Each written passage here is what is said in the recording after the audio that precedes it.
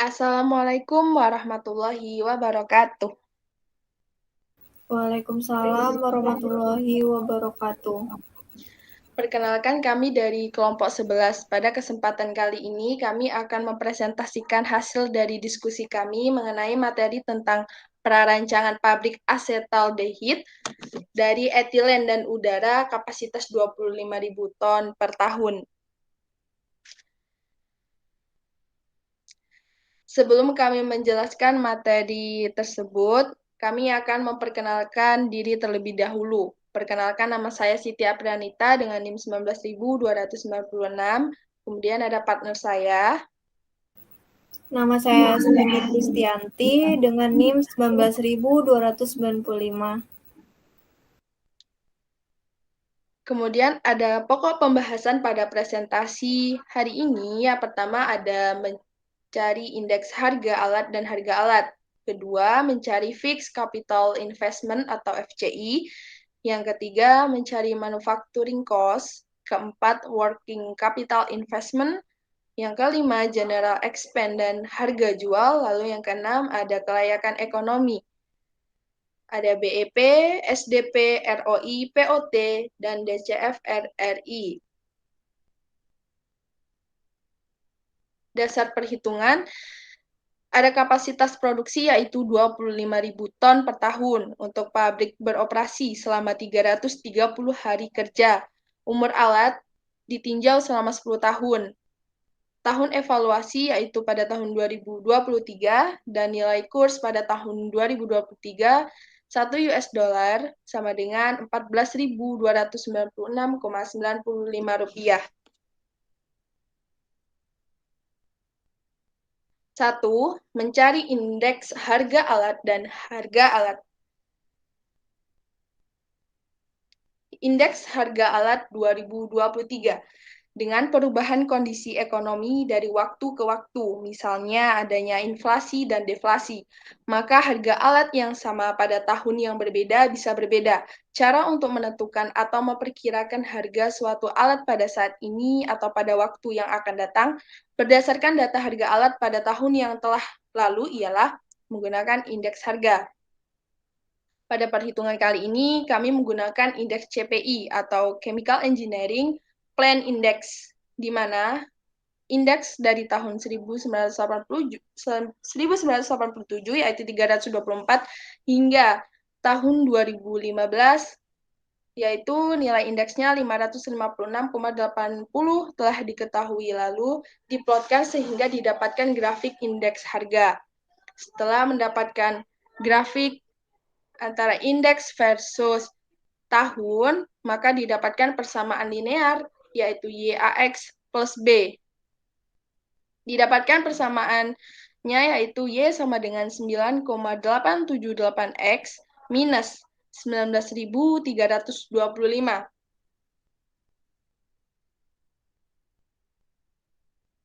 Kemudian selanjutnya setelah kita mendapatkan persamaan linear tersebut, kita menentukan harga alat. Pabrik asetaldehid akan dibangun pada tahun 2023. Dari persamaan yang telah kita dapatkan yaitu Y 9,878X minus 19.325, di mana variabel X digantikan dengan tahun referensi yaitu pada tahun 2023. Sehingga indeks harga alat pada tahun 2023 didapatkan 658,194. Dari indeks tersebut, kita akan menentukan harga alat pada tahun 2023 dengan persamaan Aries dan Newton 1955.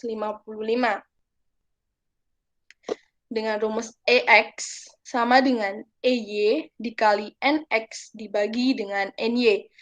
EX merupakan harga pembelian alat pada tahun 2014. EY merupakan harga pembelian alat pada tahun referensi yaitu 2023. NX sendiri merupakan indeks harga pada tahun 2014 dan NY merupakan indeks harga pada tahun referensi atau 2023. Harga alat yang akan kita tentukan yaitu ada reaktor, kompresor 1, kompresor 2, tangki C2H4, tangki CH3CHO, cooler, separator, heater 1, heater 2. Harga yang didapatkan pada tahun 2023 adalah seperti pada tabel, kemudian total dari harga alat tersebut yaitu $524.550,1133. Yang kedua adalah Fixed Capital Investment atau FCI.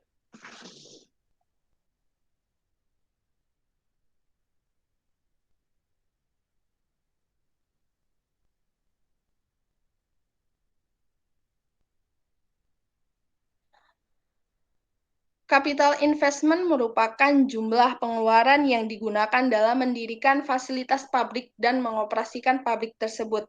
Capital investment terdiri dari Fixed Capital Investment atau FCI dan Working Capital Investment atau WCI.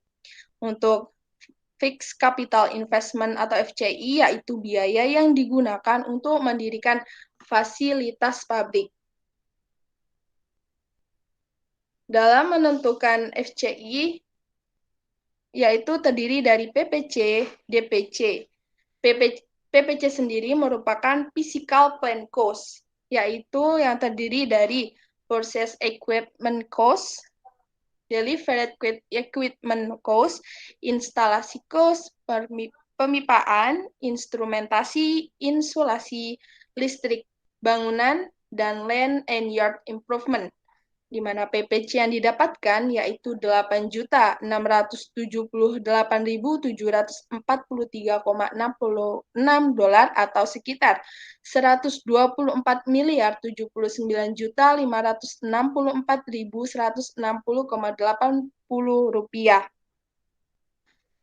Kemudian ada DPC atau Direct Plant Cost, di mana DPC sendiri adalah Physical Plant Cost yang ditambah dengan biaya rancang bangun dan konstruksi, biaya kontraktor atau ongkos kontraktor, kemudian ada kontingensi. Untuk DPC yang ditambahkan dengan PPC didapatkan $10.414.492,39 dan apabila dirupiahkan menjadi 148.895.992,95 rupiah. Untuk kontraktor fee sendiri merupakan 4% dari DPC, didapatkan $416.579,70.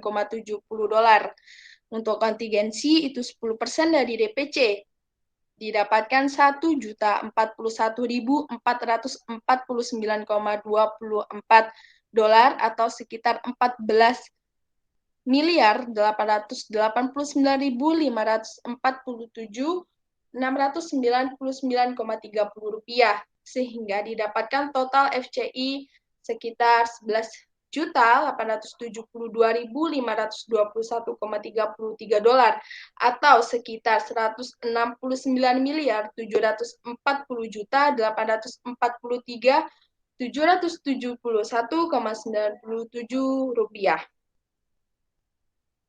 Next.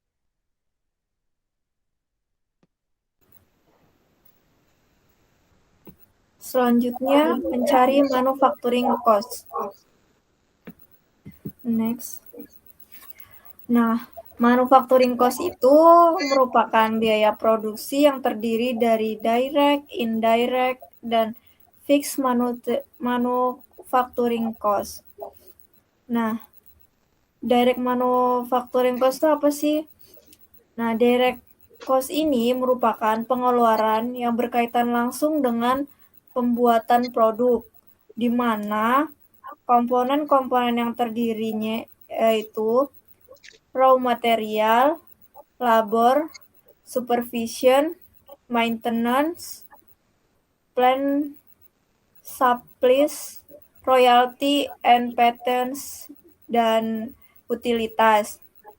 Di mana total direct manufacturing cost ini sebesar 12.024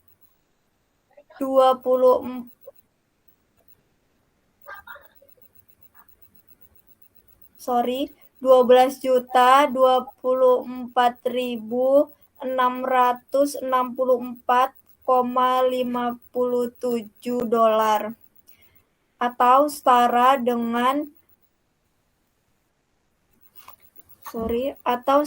dengan $171.918.092,13. Nah, selanjutnya mencari indirect manufacturing cost, di mana indirect ini merupakan pengeluaran sebagai akibat tidak langsungnya operasi pabrik tersebut. Yang kedua, indirect manufacturing cost, di mana komponen penyusunnya yaitu payroll overhead, laboratory, plant overhead, dan packaging and shipping, di mana total komponennya seharga $67.524.248. Nah, yang ketiga, fixed manufacturing cost, di mana fixed cost ini merupakan biaya yang selalu dikeluarkan saat pabrik beroperasi maupun tidak. Komponen penyusunnya yaitu depreciation, property tax, dan insurances, di mana totalnya senilai $1.305.977,35 atau setara dengan $671.814,92. Nah, dari ketiga komponen tersebut dijumlahkan untuk dicari nilai manufacturing cost-nya, sehingga diperoleh nilai sebesar $80.854.890,9 atau setara dengan $1.055.978.320.907,5. Next. Yang keempat, mencari working capital investment atau WCI. Working capital investment yaitu biaya yang diperlukan untuk menjalankan dari suatu pabrik selama waktu yang telah ditentukan, di mana komponen-komponennya terdiri dari raw material inventory, yang kedua in-process inventory, yang ketiga product inventory, yang keempat extended credit, dan yang terakhir available cash, di mana biayanya sebesar $56.339,49 atau setara dengan $902.968.770,25. Selanjutnya, penentuan resiko pabrik. Nah, penentuan resiko pabrik ini dilihat dari dua aspek. Yang pertama, aspek bahan baku dan produk, di mana bahan baku yang digunakan berupa etilen dan oksigen, dan produknya berupa asetaldehid. Nah, bahkan bahan baku dan produk itu termasuk bahan yang berbahaya. Selanjutnya dilihat dari aspek kondisi operasi di mana tekanan dan suhu yang digunakan termasuk tinggi karena diasumsikan bahwa semakin tinggi tekanan, maka semakin tinggi pula suhu yang diperoleh pada tahap pemurnian asetaldehid. Maka dari kedua aspek tersebut disimpulkan bahwa pabrik dikatakan beresiko tinggi.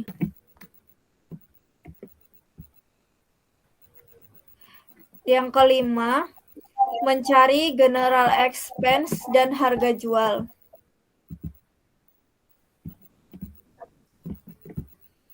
Nah, general expense ini apa sih?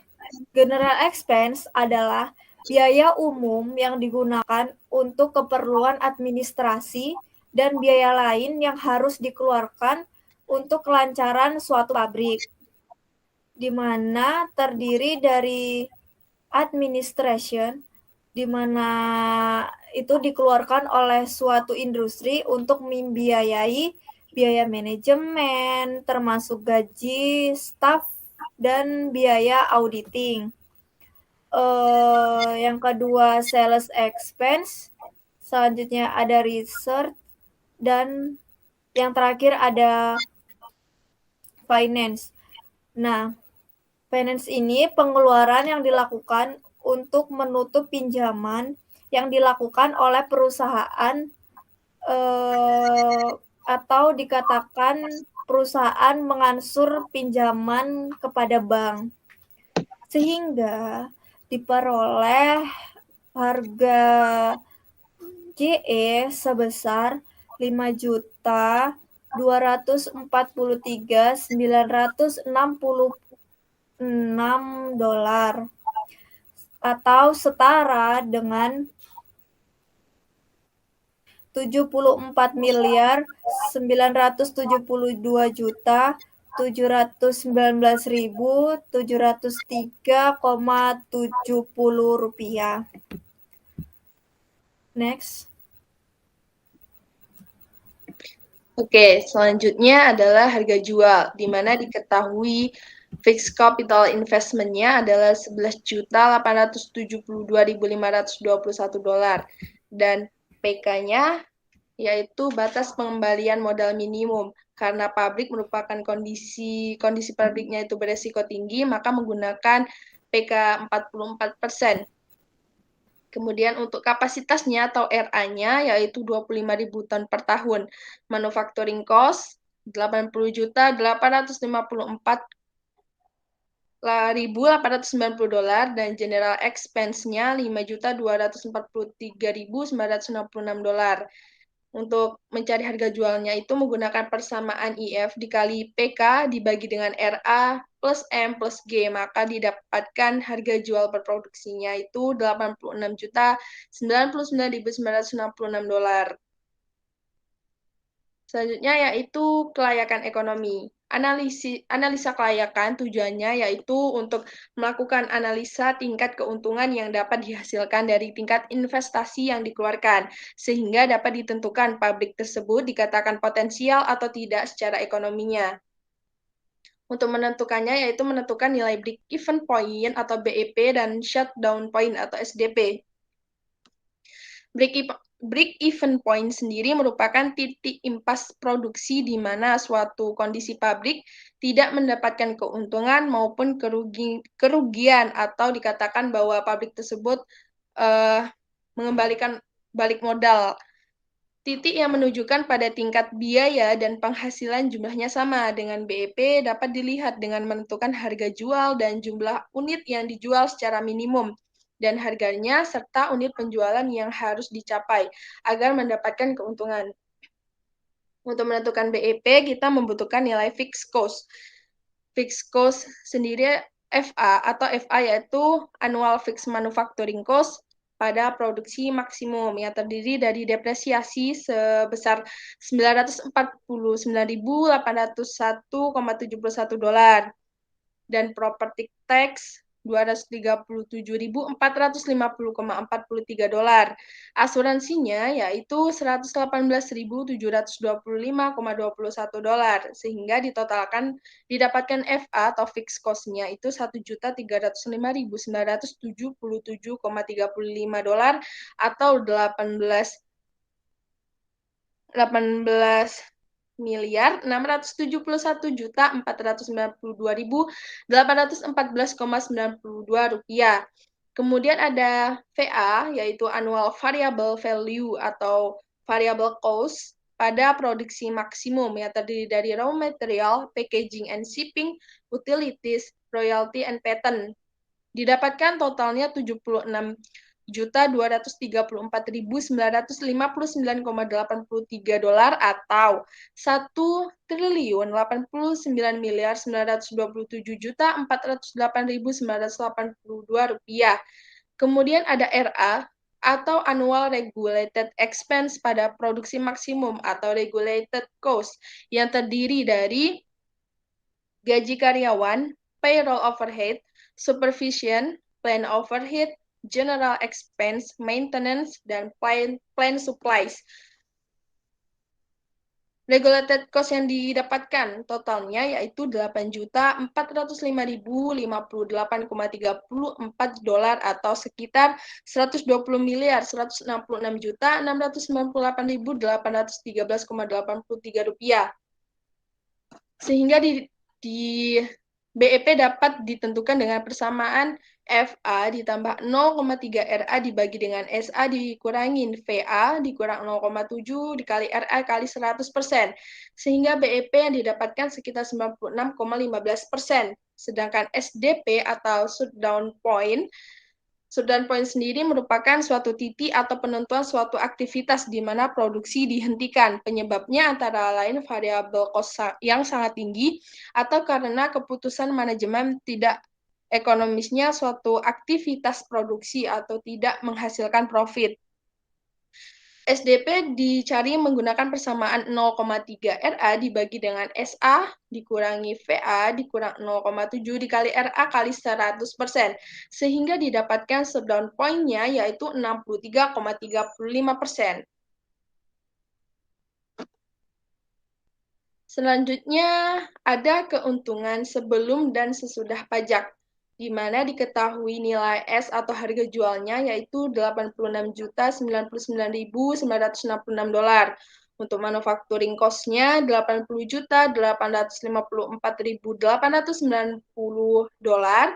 General expense-nya $5.243.966 dan pajak keuntungannya yaitu 52%.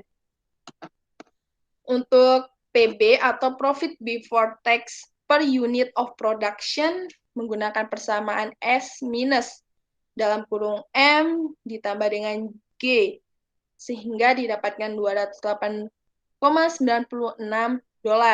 Untuk PSB atau persen Profit on Sales Before Tax desimal yaitu PB dibagi dengan harga jual sehingga didapatkan 0,000024 69. Untuk pajaknya yaitu pajak keuntungan dikalikan dengan PB sehingga didapatkan $108,66. PA atau Profit After Tax Unit of Production itu PB dikurangi dengan pajak sehingga didapatkan $100,30. Dan PSA atau Percent of Profit Sales After Tax desimal itu PA dibagi dengan harga jual sehingga didapatkan 0,00011.649.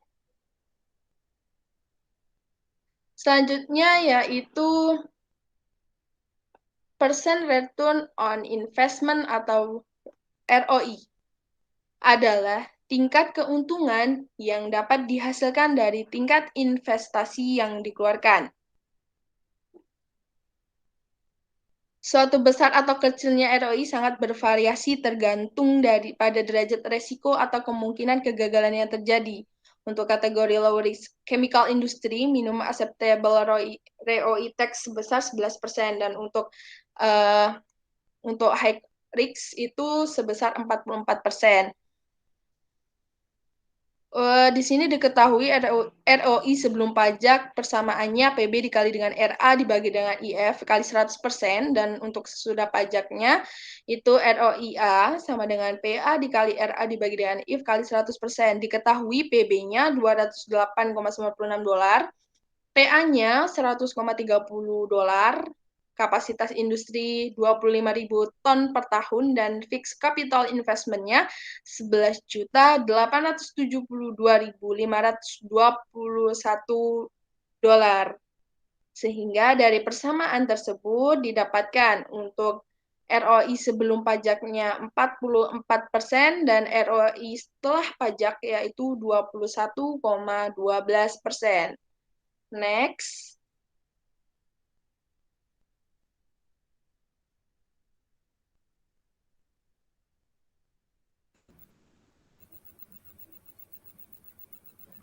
Selanjutnya menghitung payout time atau POT, di mana POT adalah waktu yang dibutuhkan untuk mengembalikan modal. POT juga digunakan untuk menyatakan keuntungan dengan melihat lamanya waktu pengembalian modal tersebut. Nah, rumus POT ada dua, sebelum dan sesudah pajak. Rumus yang sebelum pajak yaitu IF dibagi PB ditambah 0,1 IF. Dan yang sesudah pajak yaitu IF per PA ditambah 0,1 IF. Di mana dari perhitungan sebelumnya nilai PB, PA, dan IF telah diketahui, yaitu PB sama dengan 208,96, PA 100,30, dan IF 11.872.521 sehingga diperoleh POT sebelum pajak yaitu selama 10 tahun dan POT setelah pajak diperoleh lama yang sama yaitu 10 tahun juga. Next.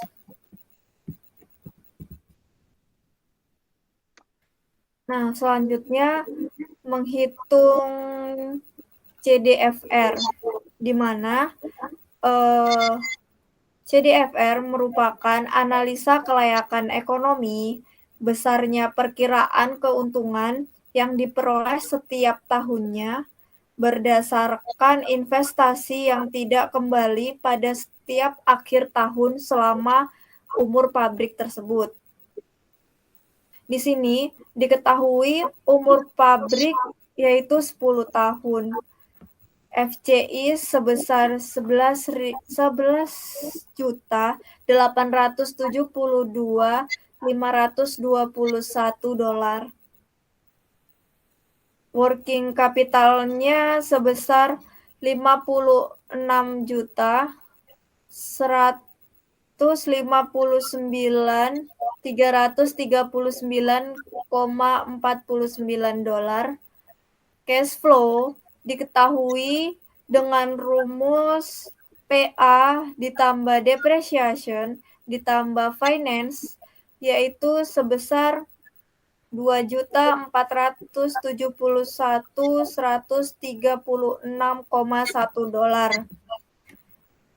Dan nilai SV-nya yaitu 10% dari nilai FCI sehingga diperoleh nilai sebesar 1.187.252,13 dolar.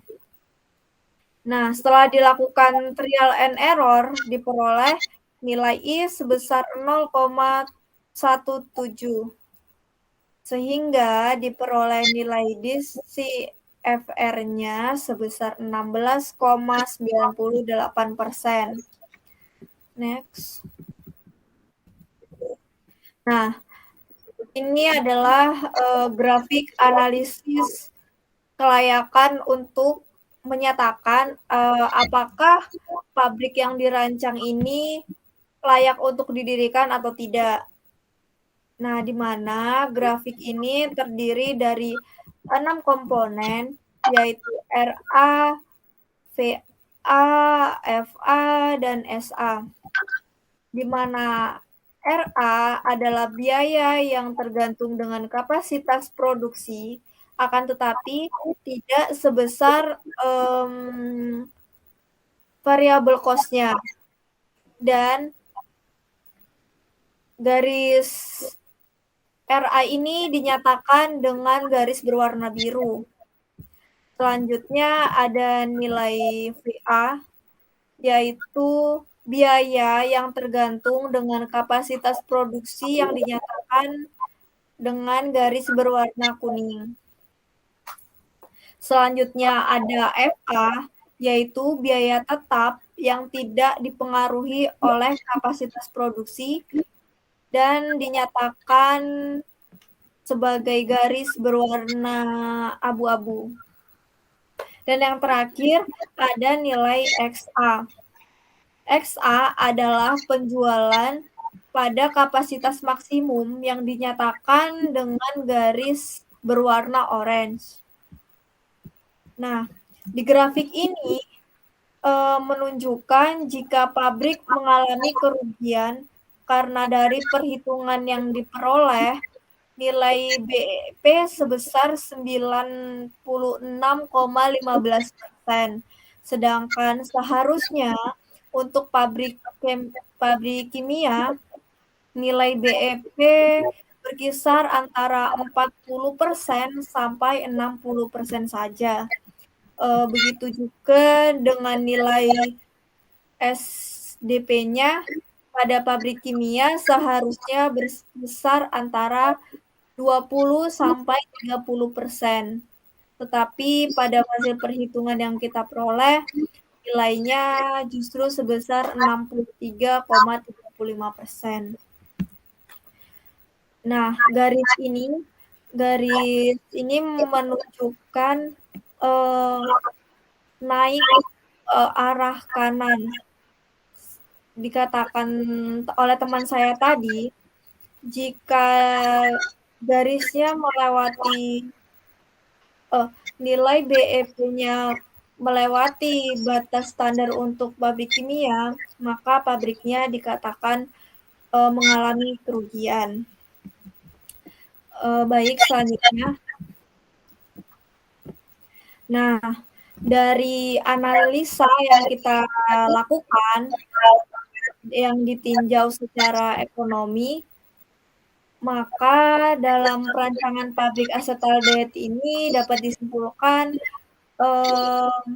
menjadi 3. Yang pertama, pabrik asetaldehid akan didirikan dengan kapasitas 25.000 ton per tahun dengan bahan baku berupa etilen sebanyak 2.118,22 kg per jam dan udara yang terdiri dari oksigen dan nitrogen dengan oksigen sebanyak 2.416,51 kg per jam dan nitrogennya sebanyak 7.954,34 kg per jam. Yang kedua, berdasarkan kondisi operasi dan evaluasi ekonomi, maka pabrik asetaldehid ini tergolong sebagai pabrik yang beresiko tinggi. Dan yang terakhir, dari semua aspek yang diperkirakan, pabrik asetaldehid ini dinyatakan tidak layak karena tidak memenuhi semua parameter aspek minimal kelayakan pabrik. Untuk pabrik kimia, nilai BEP-nya itu tadi harusnya sebesar 40% sampai 60%. Tetapi kenyataannya dari hasil yang kita hitung sangat jauh berbeda, yaitu sekitar 96,15%. Baik, mungkin itu yang bisa saya sampaikan. Saya kembalikan ke moderator. Terima kasih atas penjelasannya. Sekian presentasi dari kelompok 11. Semoga dengan presentasi ini dapat menambah wawasan kita. Kurang dan lebihnya saya mohon maaf. Saya akhiri. Wassalamualaikum warahmatullahi wabarakatuh. Waalaikumsalam warahmatullahi wabarakatuh.